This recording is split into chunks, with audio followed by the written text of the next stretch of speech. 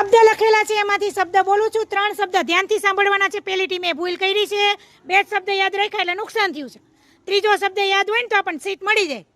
તમારા શબ્દ છે જયરાજ, જગમોહન, ઊભી ન થતી, જયરાજ, જગમોહન અને ભગત. જયરાજ આવી ગયું છે. જયરાજ સાચું છે તારું.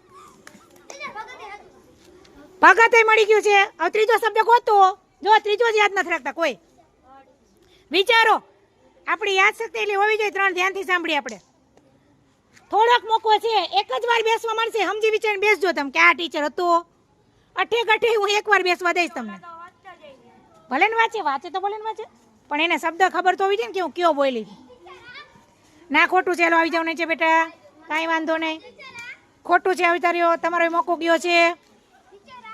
હા, અઠે ગઠે સાચું પડ્યું છે. જગમોહન હતું, પણ તું અઠે ગઠે જ હતી. પણ હાલશે તને એટલી સેમાઈ જેડો. હાલો હવે પહેલા નંબર વાળા બધા આવી જાય. નંબર વાળા આવશે ખાલી અહીં વચ્ચે. હાલો.